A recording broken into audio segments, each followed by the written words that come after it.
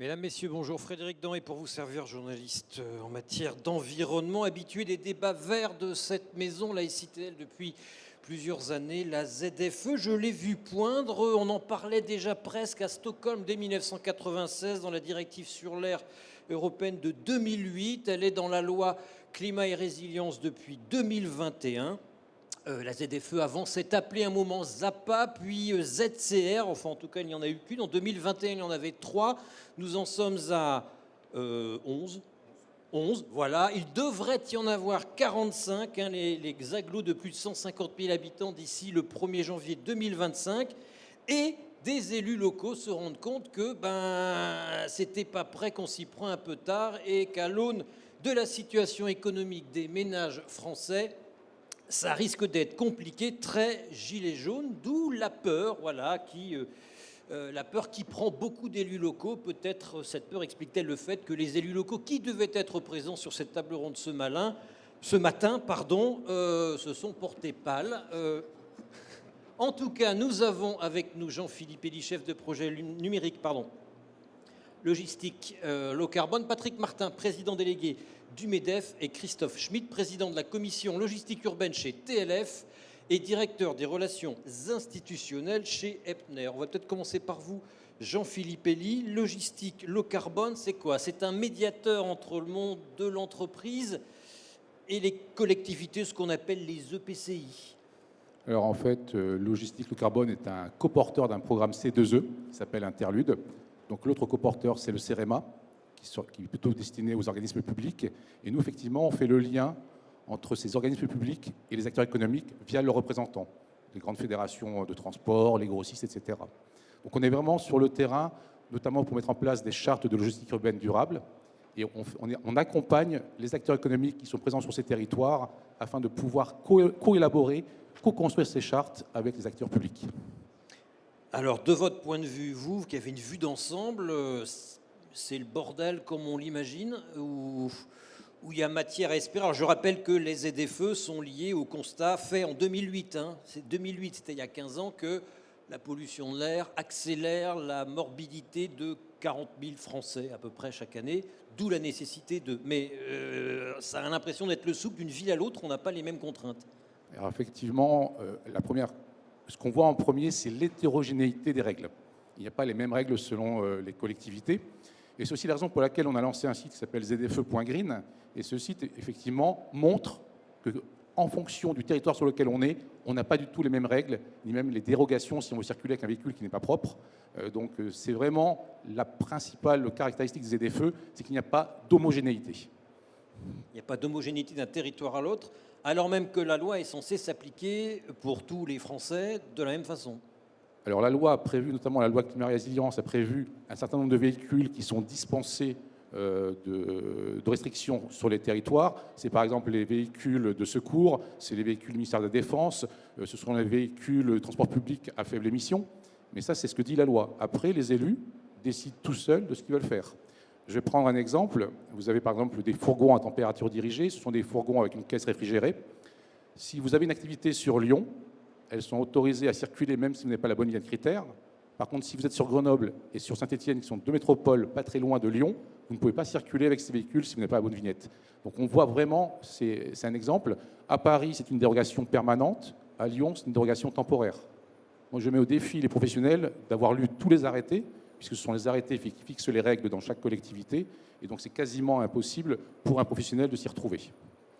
D'accord, c'est pareil sur les amendes. Elles seront. Il y a des villes où, j'ai entendu, notamment à Lyon, on oubliera de les faire payer. Il y aura, ou à Strasbourg, je ne sais plus. Enfin voilà, plus personne ne s'y retrouve. Mais finalement, vous, avec votre application, c'est un créneau pour vous. Alors, nous, c'est un service d'intérêt général qu'on a lancé. C'est un service qui est totalement gratuit. Alors, c'est vrai que nous, on est plutôt un prisme professionnel, puisqu'on s'adresse aux professionnels.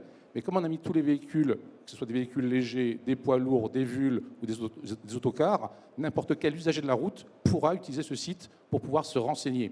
Alors, on affiche le périmètre géographique de la ZFE. On affiche les restrictions de circulation en fonction du type de véhicule. Mais surtout, on montre toutes les dérogations qui peuvent exister dans une ZFE, qu'elles soient temporaires ou permanentes.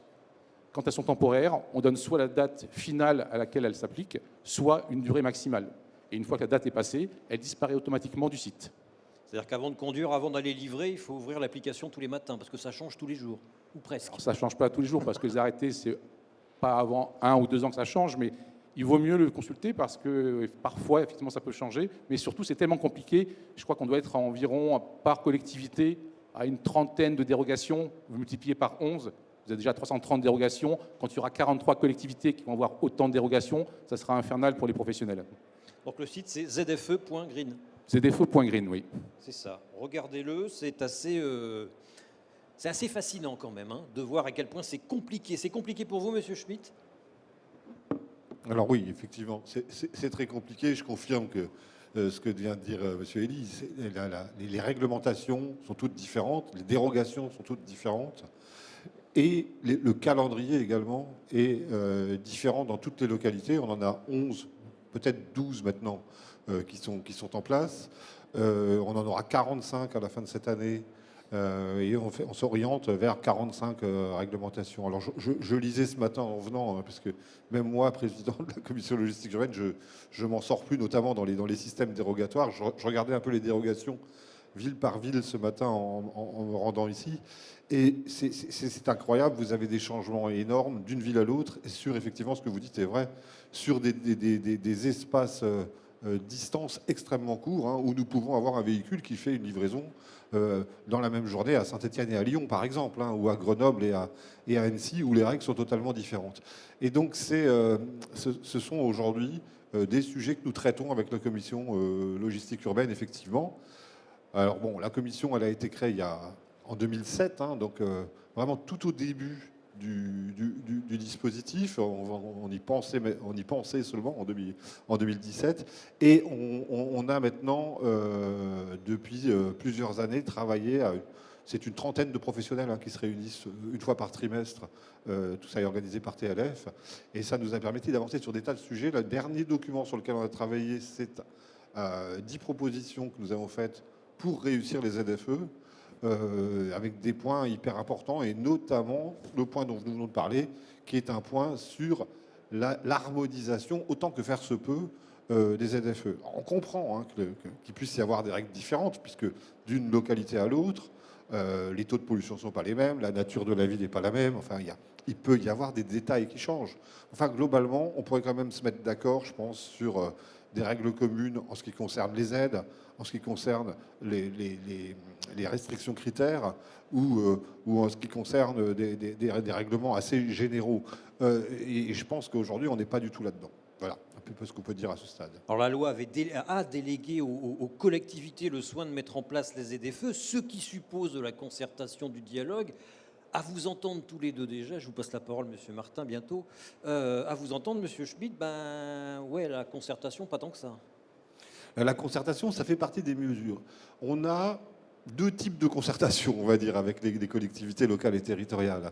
On a des collectivités qui sont vraiment qui font de l'information plus qu'autre chose, hein, c'est-à-dire qu'ils nous informent de ce qu'ils font, et qui appellent ça.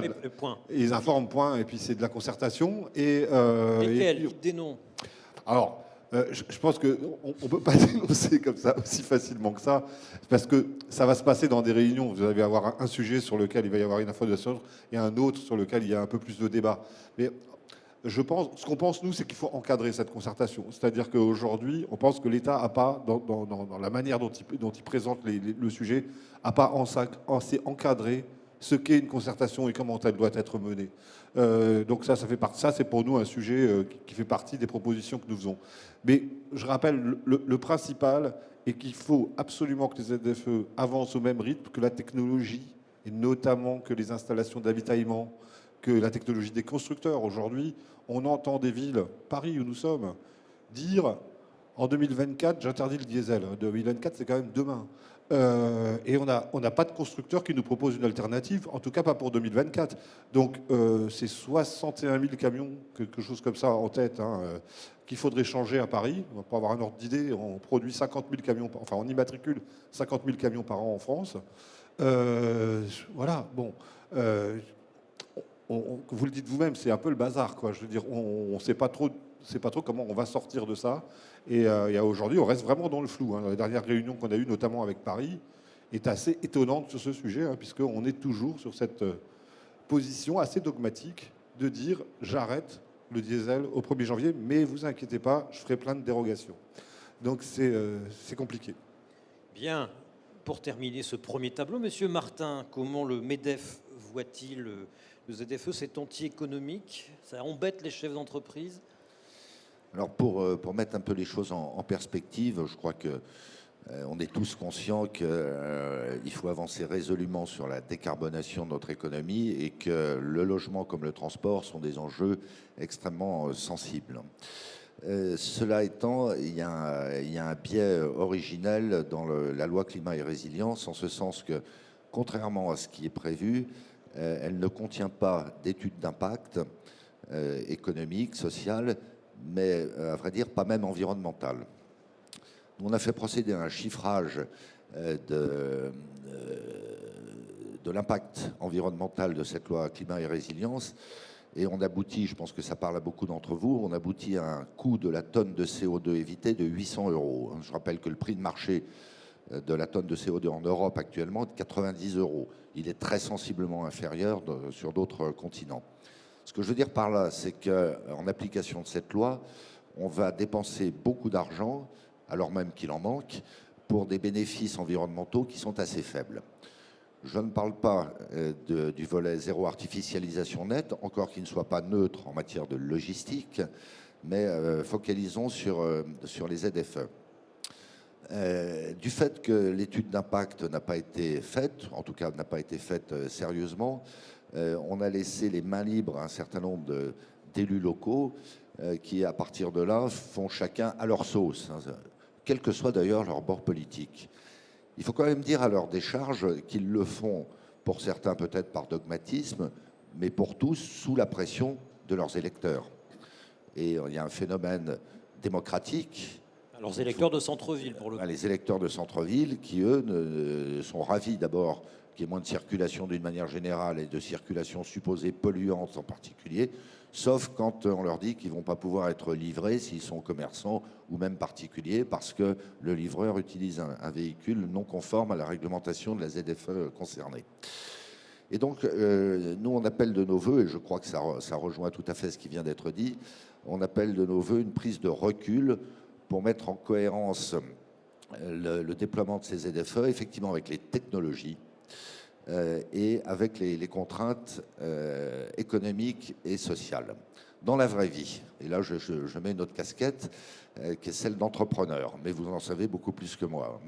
Bon, il se trouve que dans mon activité, qui est pour partie industrielle, mais très largement de distribution B2B à destination de l'industrie et du bâtiment, premier gros point d'interrogation, alors que j'investis massivement sur la création de nouvelles plateformes logistiques. Je viens d'investir 100 millions d'euros et je vais investir de nouveau 100 millions d'euros. L'optimum d'implantation logistique qui existait hier est remis en cause par les ZFE parce qu'il y a des vrais sujets d'accessibilité à l'intérieur de certaines ZFE, que comme ça a été dit, d'une ZFE à l'autre, les réglementations ne sont pas les mêmes et que dans un certain nombre de cas, ça va nous imposer de créer des plateformes de rebond avec des ruptures de charge, donc avec des délais et des coûts qui vont augmenter. À la fin des fins, il y a quand même des clients finaux qui accepteront ou qui n'accepteront pas les surcoûts que ça génère. Et parce que vous n'avez pas d'alternative technologique pour vos camions? Alors, j'y viens. Et à nouveau, vous en savez beaucoup plus que moi. Moi, on a une partie de transport intégré, la plupart est sous-traité, mais enfin, on a à peu près 200 poids lourds. On vient de rentrer 3 poids lourds électriques. Bien. L'état de l'art actuellement, c'est que ces poids lourds à motorisation électrique coûtent à peu près 2,5 fois plus cher que les poids lourds traditionnels, on va dire à moteur thermique, pour une autonomie qui est 5 fois inférieure. Donc quand je disais tout à l'heure que ça remet en cause des choix d'implantation logistique, là on le touche du doigt très cruellement.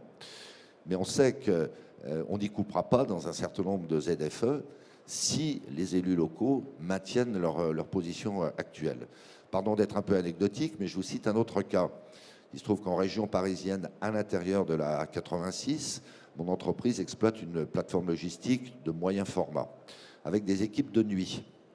Quand vous avez en face de vous des manutentionnaires qui, il faut le dire, ne gagnent pas des ponts d'or et ne peuvent pas d'un claquement de doigts, comme la plupart d'entre nous, en tout cas moi, pouvons le faire, c'est-à-dire changer de véhicule ou d'ailleurs changer de logement, hein, et qu'on leur dit, bah, écoutez, votre 205 diesel critère 4 ou 5 d'il y a 15 ans, il faut que vous la changiez, sinon vous ne pourrez pas accéder à votre lieu de travail, ou quand on leur dit vous allez utiliser les transports en commun, à supposer que les transports en commun fonctionnent en pleine nuit et que ça ne prenne pas 3 heures là où ils mettent une demi-heure, vous avez en face de vous des gens qui sont ni plus ni moins environnementalistes que les élus locaux qui ont pris ces décisions, mais que vous braquez en définitive contre la thèse, la cause impérieuse de la défense de l'environnement. Donc l'enfer est pavé de bonnes intentions et il y a urgence, je pense, à mettre en cohérence ces différentes ZFE. Il y a urgence à intégrer toutes ces problématiques que je viens d'évoquer, parfois de manière extrêmement concrète, la vraie vie. Hein, c'est-à-dire, est-ce qu'on pourra économiquement et socialement supporter ces réglementations? Voilà donc, ça renvoie à cette idée qu'il faut se garder des effets d'emballement, il faut se garder des théories généreuses si on ne va pas forer très profond pour voir quelles seront les conséquences pratiques. Parce qu'à la fin des fins, si ce principe d'acceptabilité sociale et de soutenabilité économique n'est pas pris en compte, eh bien on risque d'avoir un effet totalement paradoxal, c'est-à-dire braquer l'opinion, les particuliers, les professionnels, contre cette belle cause de l'environnement. C'est intéressant ce que vous dites sur les employés qui ne pourraient plus accéder à leur lieu de travail à cause de leur 205 diesel. Vous l'avez étudié ça, Monsieur Schmitt, pour TLF et chez Epner. Vous avez des salariés qui ne pourront plus venir, qui sont emmerdés? C'est quelque chose qu'on a identifié dès le début. Hein. Ça fait partie des choses qu'on a dit tout au début, quand on a commencé à constituer la commission. On a dit il y a la question de se rendre au travail avec des vieux véhicules se pose, comme la question se pose pour les artisans qui roulent beaucoup avec des véhicules anciens, etc., qui posent le même problème. Aujourd'hui, les seules réponses qu'on propose, ce sont des systèmes dérogatoires qui, en soi, ne sont pas une solution. Donc on en revient toujours à ce que moi j'appelle la pente de décision. Ce n'est pas une solution, pourquoi? Parce qu'une dérogation, ça peut varier du jour au lendemain, d'une semaine à l'autre, on peut ne plus l'avoir? En principe, une dérogation n'est pas définitive, oui. Oui. C'est que c'est dérogatoire, donc on ne sait pas combien ça dure. Et je pense que diriger un système avec des procédures dérogatoires, ça n'a pas de sens. Où on prend des décisions qui fonctionnent et on les met en œuvre, mais prendre des décisions qui ne fonctionnent pas et aller les compenser avec des dérogations, très franchement, pour un chef d'entreprise, c'est totalement incompréhensible. Mais bon, soit aujourd'hui, la situation est telle qu'on doit avancer sur ce sujet-là. Alors, c'est pour cette raison qu'on a fait des propositions. Nos propositions consistent effectivement à essayer d'harmoniser. Alors on a eu des réponses à ça, hein, puisqu'il y a un comité d'harmonisation des ZFE présidé par Édouard Manini qui s'est mis en place. On va nous animer le 27 avril une réunion spécifique avec TLF sur les ZFE au sein de cette commission de coordination. Et donc, ce sont vraiment des sujets qui sont travaillés, mais c'est extrêmement complexe parce que les décisions sont à la main des collectivités locales et territoriales qui font un savant mélange entre, excusez-moi, le business et la politique, ce qui ne va pas forcément très bien ensemble. Et donc, c'est un peu complexe, oui. Mais je crois qu'on a vraiment des axes aujourd'hui qui sont définis de travail et qu'on pourra sans doute avancer. Parce que finalement, Monsieur Elie, avec toutes ces dérogations, cette absence d'harmonisation, les ZFE ne sont pas en train de devenir une coquille vide, d'être vidés de leur substance. Et finalement, est-ce que ce sera vraiment une contrainte? Alors effectivement, comme a dit M. Schmitt, à partir du moment où il y a trop de dérogations, la réglementation n'existe plus. Ça, c'est la réalité. On voit également que la seule solution pour que les ZFE fonctionnent, ça serait la sanction, ça serait la coercition. On voit bien que les élus, ils vont à reculons. Je me souviens, il y a 2 ans, le président du Grand Paris, Patrick Ollier, avait dit en 2023, on va sanctionner, on va mettre en place des contrôles automatiques. Pour l'instant, ce n'est pas 2023 et je ne suis même pas sûr qu'en 2024, ça sera fait. Donc s'il n'y a pas de sanctions et s'il y a trop de dérogations, le système en lui-même ne sert à rien. Alors il faut quand même revenir en arrière et se souvenir que la France a agi par rapport aux ZFE, par rapport aux contraintes européennes. Il ne faut pas non plus l'oublier. Et que la France avait anticipé avec la loi climat et résilience le durcissement de ces règles. Mais si on regarde ce qui se passe en Europe, beaucoup de villes en Europe sont moins restrictives que nous. Nous, on a énormément de restrictions pour les véhicules. Ce n'est pas le cas en Allemagne, par exemple. Alors que ça fait des années qu'ils ont des ZFE. Mais peut-être que les niveaux de pollution sont inférieurs aux nôtres, parce que les pollutions ont baissé depuis toutes ces années. Non, globalement, alors la qualité de l'air s'est améliorée en France, par exemple, mais les métropoles, pas énormément. Donc c'est ça la réalité. Et comme vous l'avez dit tout à l'heure, c'est 48 000 morts prématurés chaque année en France liés à la pollution. Il y a aussi un problème, c'est que la vignette critère ne concerne que les polluants. Les polluants. Donc il y a des gens qui disent qu'il faudrait également tenir compte des émissions de CO2. Et ça serait effectivement important, puisque le CO2 n'est pas nocif pour la santé humaine, mais participe du réchauffement climatique. Donc il faut peut-être réfléchir aussi à faire évoluer la vignette critère, peut-être aussi mettre sur le devant de la scène les carburants, soit de synthèse, soit les biocarburants, puisque pour l'instant, ce n'est pas forcément mis en avant par les pouvoirs publics, qui sont plutôt centrés sur l'électrique. Il y a une sorte de tropisme électrique, à la fois en Europe et à la fois au niveau de l'État. Donc il y a plein de, je pense, de pistes. Mais c'est vrai que pour l'instant, les ZFE, entre guillemets, ne servent à rien, puisque de toute façon, il n'y a pas de contrôle. Et ce que vous dites, c'est que la France, on a rajouté une couche par rapport à la directive européenne. On a surimposé. Ils ont anticipé, mais à juste raison. Hein, c'était un choix politique d'anticiper. Ils ont eu raison, parce que les règles vont se durcir. Le problème, c'est qu'il n'y a pas de véhicule propre. Le délai d'attente, en moyenne, c'est 2 ans pour un camion électrique. C'est entre 6 mois et 1 an pour un véhicule gaz, voire même plus. Hein. Donc, surtout, la production ne suit pas. On ne peut pas actuellement remplacer un véhicule gazole par un véhicule propre, c'est impossible. Même dans les 10 ans, on n'y arrivera pas. Donc il faut trouver des pistes intermédiaires, les carburants de synthèse, les biocarburants, réfléchir effectivement à tout ça. Il y a aussi le problème de la rupture de charge, qu'a dit M. Martin. Hein. La rupture de charge coûte très cher. Et si je prends le cas d'un grossiste qui a de l'alimentaire, par exemple de la marée, du poisson, une rupture de charge, il y a un problème d'assurance. Et est-ce que le grossiste va prendre le risque de faire une rupture de charge en centre-ville pour pouvoir charger avec un véhicule propre?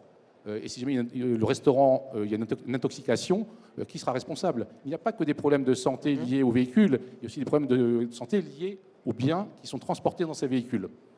Mais à vous écouter, messieurs, on a l'impression que personne n'avait vu les ZFE arriver. Pourtant, c'est dans l'air du temps. En Europe, on les a testés il y a longtemps. En 2021, il y avait quelque chose comme 150 villes européennes qui étaient soumises à une ZFE. On a l'impression qu'à la fois le monde économique et les collectivités découvrent et se dépêchent. Pourquoi on en est là, Monsieur Martin? Non, alors je ne peux pas vous laisser dire ça. Hein. J'espère bien. Moi, je me souviens précisément d'abord avoir été vaguement interrogé par la Convention citoyenne pour le climat, où il y avait des gens de très bonne volonté, d'autres qui étaient probablement plus dogmatiques dans leurs approches. On ne peut pas dire que les milieux économiques étaient véritablement entendus par la Convention citoyenne pour le climat, qui est quand même en amont de cette loi climat et résilience. Après, lorsque les travaux parlementaires se sont engagés, de manière cette fois beaucoup plus concrète et beaucoup plus robuste, je dirais, nous avons été consultés. J'évoquais tout à l'heure les emballements parfois dangereux. Dans l'ambiance du moment, quand cette loi a été examinée puis votée par le Parlement, toute objection était inaudible. Inaudible. Et pour être tout à fait précis, moi je me souviens d'une discussion très pointue avec un parlementaire qui m'a dit, en fait, je suis d'accord avec toi, mais je ne voterai pas contre, parce que séance tenante, je vais être voué aux gémonies et je vais passer pour un climato-sceptique ou ceci ou cela. Et il avait raison, d'une certaine manière. Donc il y a un certain nombre de parlementaires qui ont voté contre leurs convictions, de peur que, pardon de l'expression, le politiquement correct le stigmatise ensuite. Et c'est en ça que les débats en France singulièrement sont un peu dénaturés et qu'il faut qu'on s'emploie les uns et les autres à apporter de la rationalité, sans être dans le déni, parce que séance tenante, à nouveau, on se fait taxer d'inconscience ou de déni ou de négationnisme, pardon de l'expression.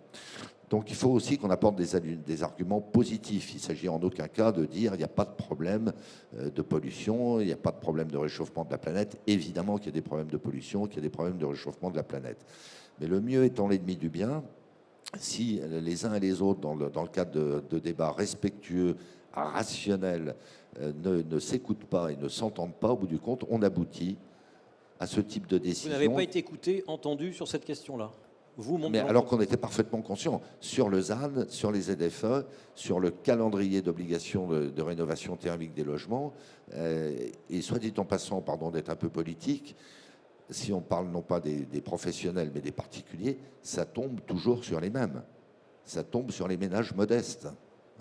Dans un climat politique qui est assez électrique, et alors qu'on a eu un précédent quand même assez douloureux avec les Gilets jaunes, moi je suis un peu dépité, à vrai dire un peu choqué, qu'on ne prenne pas mieux en compte toutes les dimensions d'un sujet pour aboutir le plus consensuellement possible à des décisions volontaristes, mais pragmatiques. Voilà, donc moi je suis, au risque de prendre des coups, je suis chaud partisan de poser les sujets sans tabou, sans provocation, et a fortiori, et c'est le cas typiquement s'agissant des ZFE, quand on est d'accord sur la finalité. Ce que vous dites aussi tous les trois, je vous donne la parole, hein, c'est que de toute façon, il n'y a pas vraiment de solution. La loi, la réglementation a été plus vite que la musique technologique. Vous n'avez pas beaucoup d'alternatives, Monsieur Schmitt. Je crois que pour répondre à la question précédente et compléter ce que vous dites, le principal problème, c'est que le monde politique, les élus et le monde des particuliers, monsieur tout le monde, ne comprend pas et ne connaît pas la logistique. Donc il y a aussi un travail de fond pédagogique de nous, professionnels de la logistique, qui doit être mené, qu'on essaie de mener chez TLF, qui n'est pas facile, parce qu'on est sur des métiers extrêmement complexes, finalement. Hein. Je ne pense pas que les gens aient conscience qu'il y ait autant de logistique que de produits, par exemple. Quasiment chaque produit que vous trouvez dispose d'une supply chain, d'une logistique spécifique. Pourtant, on vous a vu pendant le confinement, la logistique a permis à la France d'avoir des rayons pleins. On l'a oublié, ça. C'est vrai qu'on a pu se mettre en avant à cette occasion-là, mais c'est pas pour ça qu'on comprend ce qui se passe. Hein. Je veux dire, aujourd'hui, je pense qu'un des principaux problèmes du décalage qu'il y a entre les décisions prises et la faisabilité des décisions sur le terrain, il vient profondément du fait qu'on ne comprend pas bien ce que nous faisons et donc qu'on doit améliorer. C'est pour ça que la concertation, pour moi, elle est primordiale. Nous, on peut apporter notre pierre à l'édifice, on doit apporter notre pierre à l'édifice. Il faut savoir que dans la très très grande majorité, le monde du transport est favorable à la transition énergétique, s'engage dans la transition énergétique. À titre d'exemple, nous, Epner, à la fin de cette année, on aura 25% de notre flotte en décarboné. Donc, on travaille sur ces sujets-là. Ça veut dire quoi en décarboné? C'est quoi une flotte décarbonée? C'est une flotte de véhicules qui sont à énergie alternative, d'accord? Donc, c'est-à-dire ou des véhicules au gaz, ou des véhicules électriques, ou des véhicules au biodiesel. Donc, c'est des vrais sujets sur lesquels tout le monde travaille et on peut améliorer la faisabilité de cela parce que la santé publique, on en a parlé au début du débat, c'est pas négociable. La santé de nos concitoyens dans les villes, ça compte. Donc, on doit tous y travailler, mais on doit y travailler ensemble et on doit travailler sur des solutions qui sont effectives. Parce qu'à aujourd'hui, on est parfois un peu dans le rêve, dans les solutions rêvées qu'on ne va pas pouvoir mettre en place. Et alors on fait des dérogations pour contourner le problème, etc. Et on perd la substance et l'objectif, hein, que je rappelle toujours. L'objectif, c'est réduire les émissions dans les villes, améliorer la santé de nos concitoyens. Concentrons-nous sur l'objectif plutôt que sur d'autres objectifs qui sont moins sains. Monsieur Elie, c'est ces deux mondes qui ne parlent pas le même langage. On a un monde des élus qui est, comment dirais-je, qui est soumis à un idéal inatteignable, d'air pur, et qui propose des technologies qui n'existent pas. Alors, j'ai changé de casquette parce que je suis élu en petite couronne. Et je confirme ce que dit M. Schmitt, c'est que les élus, ça ne les intéresse pas, la logistique urbaine. Pourquoi? Parce que c'est pas glamour. C'est pas glamour. Eux, ce qu'ils veulent, c'est de la mobilité douce. Monsieur Martin. Les électeurs... Monsieur Schmitt, pardon. Attendez. Oui, non, je pense que, en fait, c'est comme toujours, quand on ne comprend pas, ça intéresse peu. Hein. Et c'est vrai que ça demande une culture. Le meilleur exemple, c'est qu'on n'a pas réussi à avoir d'élus avec nous aujourd'hui. Hein. Monsieur Elie. Et donc, quand on regarde ce que font les élus, c'est plutôt la mobilité douce. Les vélos, la piétonisation des villes, etc. Mais on a une sorte de dichotomie où on veut plus de camions en ville, mais par contre, on va être livré en 24 heures ou en 12 heures quand on achète un bien. C'est-à-dire qu'on ne veut pas les contraintes, mais on veut que les avantages. Ça, ce n'est pas les élus, c'est nous tous consommateurs. Oui, mais les consommateurs, ce sont des électeurs. Il ne faut pas l'oublier. Donc pendant très longtemps, les élus ne se sont pas du tout intéressés à la logistique urbaine. Et maintenant, effectivement, avec l'entrée de la logistique urbaine dans les PLU, dans les schémas directeurs des collectivités, c'est un sujet qui arrive sur le devant de la scène. Ce qu'on a fait, nous, à Interlude, c'est pendant très longtemps, les élus ont fait tout seuls des chartes, des règlements, des arrêtés, dans leur coin, sans en référer, sans même consulter les acteurs économiques présents sur leur territoire. Et grâce à Interlude, on a mis en place une sorte de méthode où on met autour d'une même table les élus, les acteurs économiques présents sur ce territoire, parce qu'il ne faut pas oublier qu'un territoire sans acteurs économiques, c'est un territoire qui se meurt, il ne faut pas l'oublier. Et donc, il faut bien réfléchir aux intérêts de chacun, c'est-à-dire que chacun se comprenne, parce qu'effectivement, les élus ont des contraintes, les acteurs économiques ont des contraintes, et le mieux, c'est d'en discuter. Donc, on crée des groupes de travail, on crée effectivement des séminaires où chacun se rencontre, notamment via les fédérations de transporteurs, de grossistes, etc. Et donc, on met les élus au cœur de la démarche et leur montre ce que c'est que réellement l'activité économique. Je pense qu'il y a aussi une méconnaissance de ce que c'est qu'une activité économique pour de nombre d'élus. Il ne faut pas l'oublier. On en est là. Ah oui, Ben, on part de loin quand même. En tant qu'élu, sincèrement, on gère énormément de sujets, que ce soit la logistique, la santé, etc. On ne peut pas tout savoir. Donc on s'appuie plutôt sur les agents de terrain, sur les agents territoriaux. Et dans Interlude, on peut financer des postes de chargés de mission qui vont spécifiquement s'intéresser à la logistique urbaine durable. C'est aussi ça le but d'Interlude, et qui va bientôt être remplacé par Lutte Plus, un nouveau programme qui va durer pendant 4 ans. On finance des postes pour justement que ce sujet rentre dans la collectivité. Et pour vos collègues élus qui ne connaissent pas le sujet aussi bien que vous, forcément la solution, le Saint Graal, c'est ou l'hydrogène ou l'électrique, il n'y a rien d'autre. Et le vélo pour livrer. Effectivement, on voit effectivement que les vélos se développent, on voit les vélos cargo qui rentrent dans un centre-ville.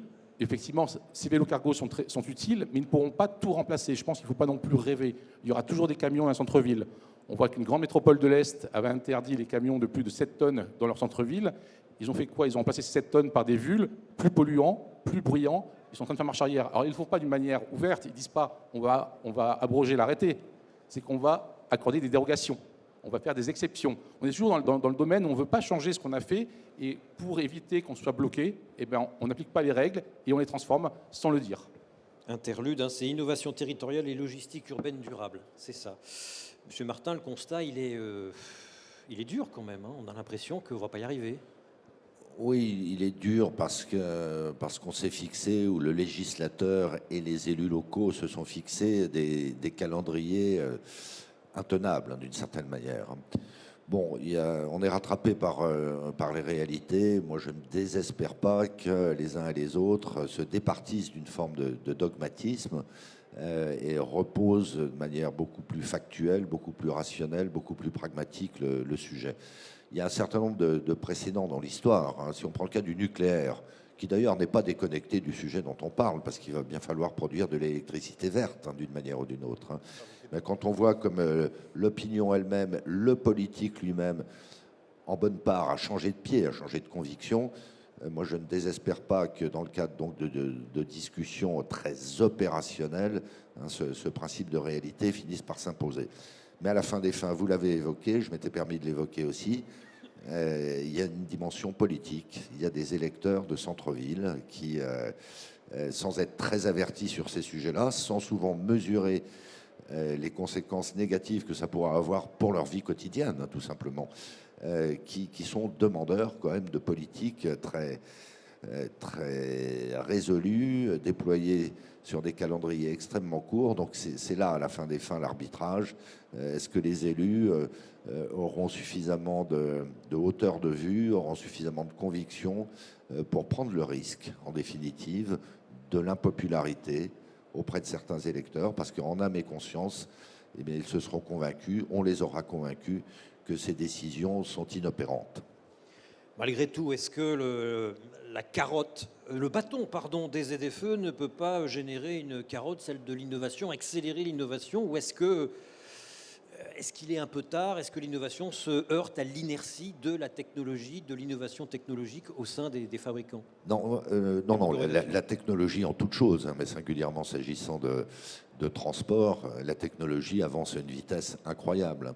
La vraie difficulté à laquelle on est confronté, sous votre contrôle, c'est que nous, on a besoin de visibilité et de stabilité.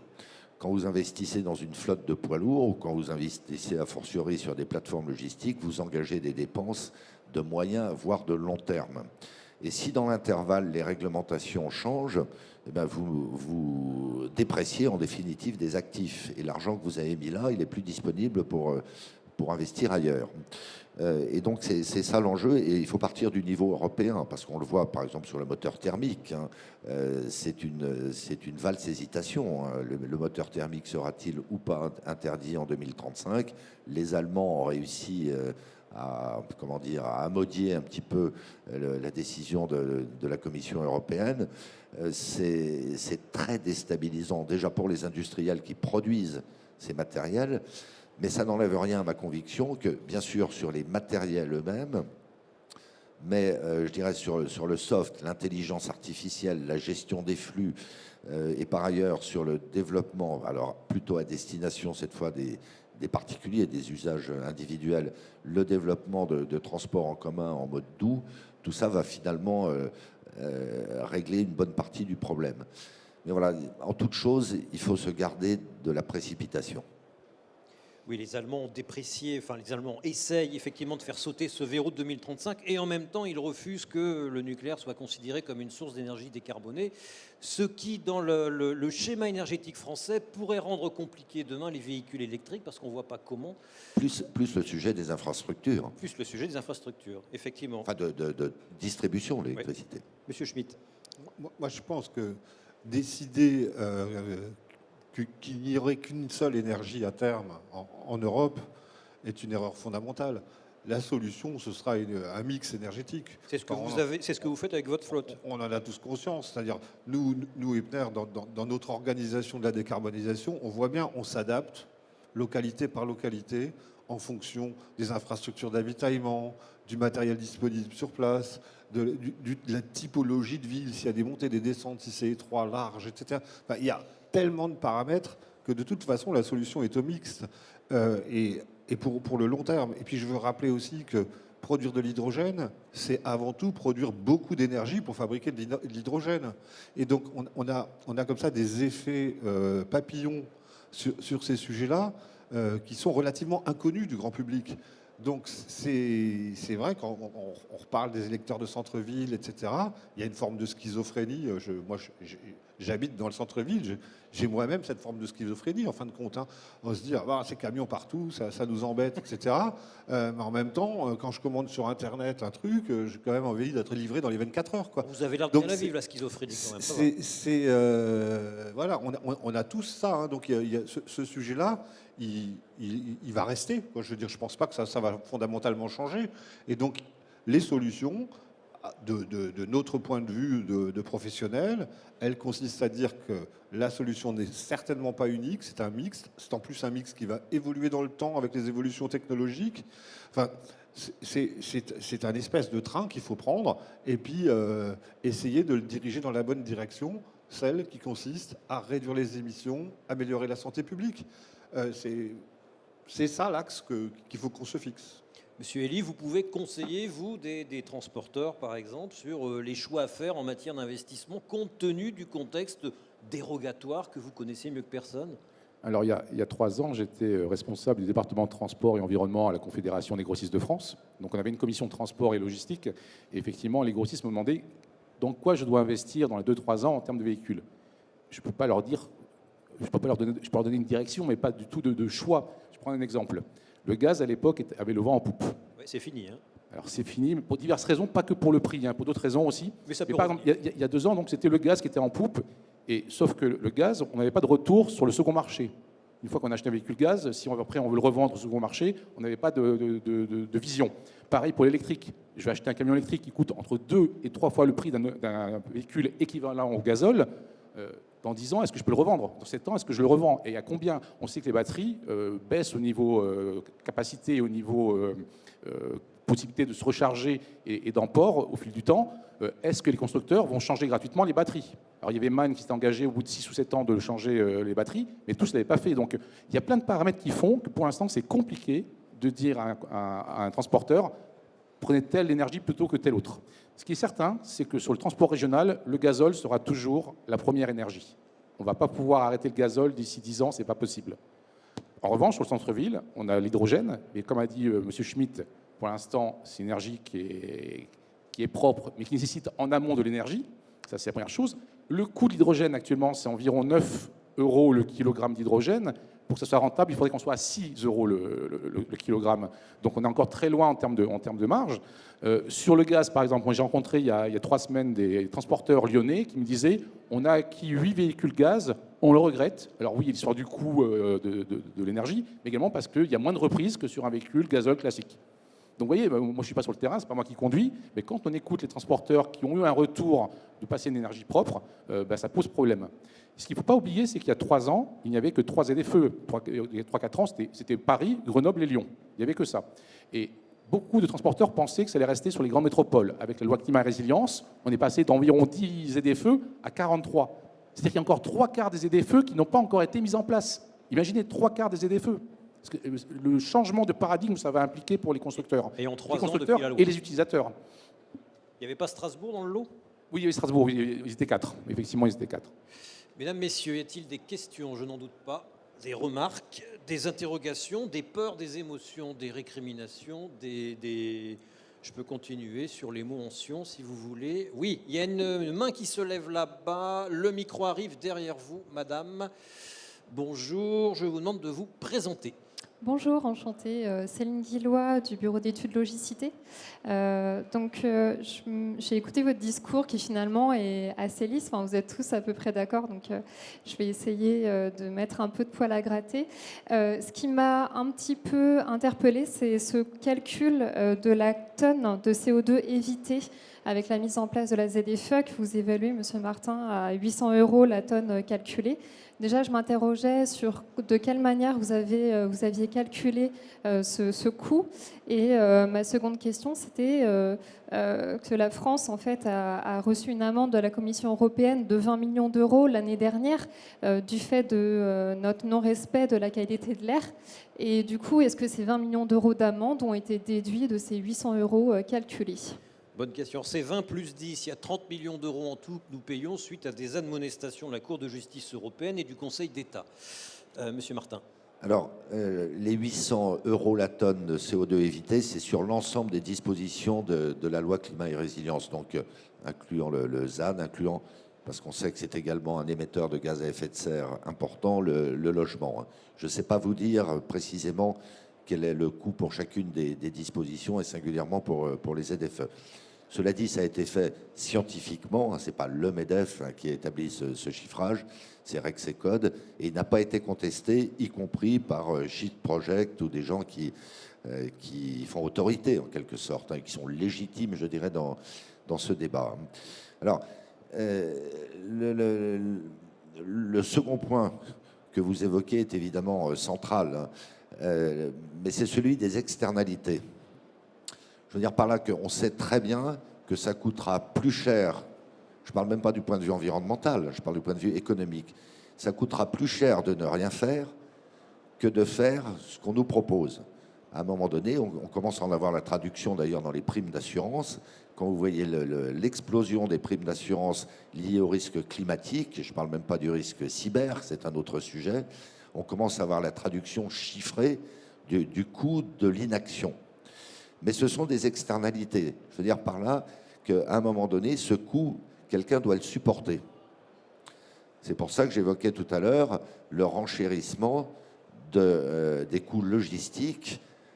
Est-ce que ce sont les logisticiens, les distributeurs, peu importe, les acteurs professionnels qui vont supporter ce coût-là, ou est-ce que le particulier, s'il est cohérent avec lui-même, et nous sommes des particuliers, on a une double vie avouable, est-ce que le particulier, à la fin des fins, acceptera des délais plus longs dans un certain nombre de cas et des coûts sensiblement plus élevés?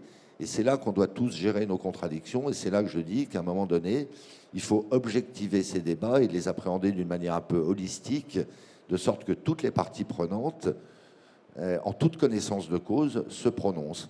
Effectivement, si le particulier qui habite en centre-ville, qui est propriétaire de son logement, qui est en DPE 1 ou 2, donc il n'a pas de sujet de rénovation thermique de son logement, il a un véhicule électrique ou il n'a pas de véhicule parce qu'il utilise des transports en commun qui existent en centre-ville et que par ailleurs il est vent debout contre les épouvantables banlieusards qui viennent avec leur voiture critère 5.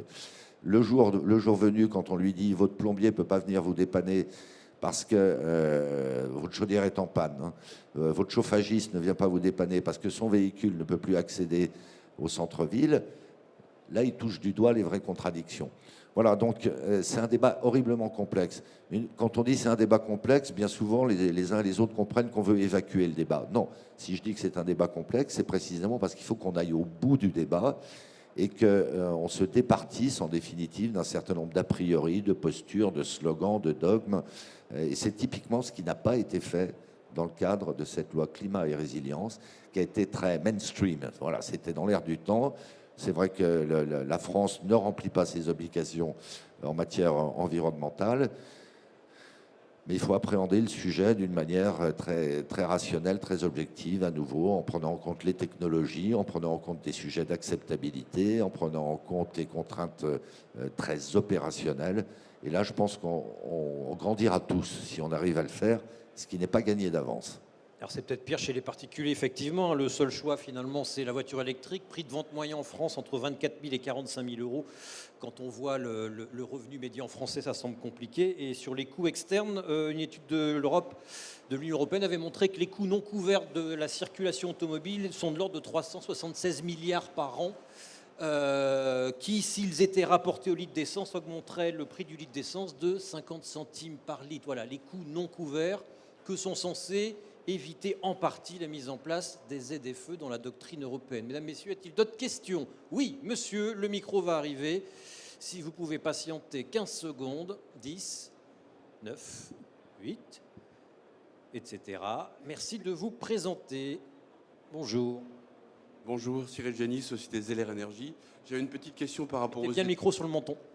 J'avais une petite question par rapport aux ZFE et le rapport avec les vignettes critères. Parce qu'aujourd'hui, il me semble que ça devient invivable. Avec les biocarburants, vous n'arriverez jamais avec un moteur diesel à arriver au-delà d'un critère 2. Mais par contre, avec une Porsche qui fait 700 chevaux au samplon 98, vous aurez une critère 1. Vous êtes sûr? Une certitude. Bon, en tout cas, un SUV électrique de 2,5 tonnes pourra toujours avoir accès à un centre-ville ZFE malgré l'occupation de la voirie. Qui veut se lancer là-dessus? Monsieur Elie, monsieur Schmitt. Monsieur Elie. C'est ce que je disais tout à l'heure. Tant qu'on ne va pas corréler la vignette critère aux émissions de CO2, on aura toujours ces espèces de divergences entre effectivement des véhicules qui sont très lourds, hein, un SUV c'est lourd, etc., alors qu'il pourra circuler avec une vignette critère 1. En revanche, par rapport au diesel, ce n'est pas tout à fait vrai parce qu'il y a un biodiesel qui est critère 1.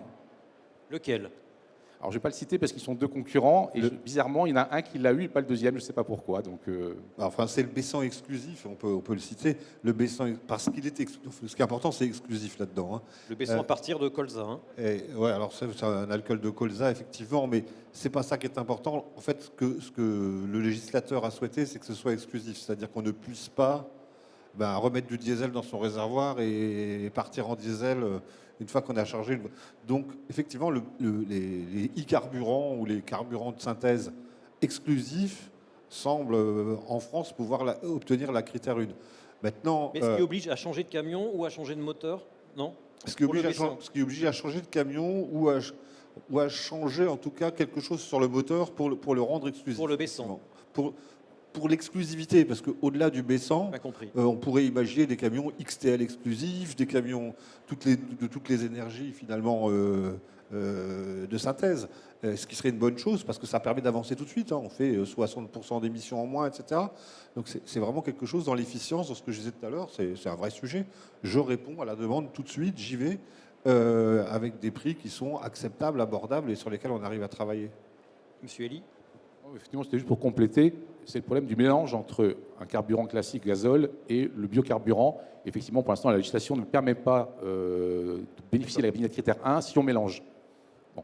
Après, pour un biocarburant, il n'y a quasiment rien à changer sur un véhicule. Hein. Vous prenez un véhicule Euro 6, hein, vous changez quelques durites, quelques joints, et puis vous reprogrammez le carburateur et ça fonctionne. Quel que soit le biocarburant, le carburant alternatif. De mémoire, les deux proposent effectivement des kits, c'est pas très cher, donc c'est vraiment l'alternative pour éviter de changer de véhicule thermique. C'est ça l'avantage.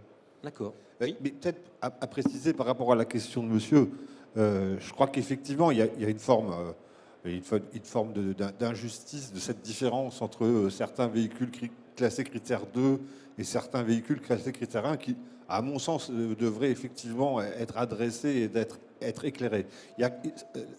Pour rappel, les critères, c'est une invention française aussi, hein, qui sont inversés par rapport aux heureux, comme ça personne n'y comprend rien, etc. Quoi. Donc c'est vrai que ça c'est un vrai sujet. On parle aussi maintenant d'une norme Euro 7 depuis un moment qui qui viendraient donc, qui pourraient obtenir la critère 1, etc. Donc, bon, c'est des sujets qui sont travaillés aujourd'hui. Mais je pense que tout cela, le plus important aujourd'hui, et on n'a pas beaucoup parlé de ça, c'est comment on fait pour garder de l'attractivité, de la compétitivité dans nos centres-villes. Hein.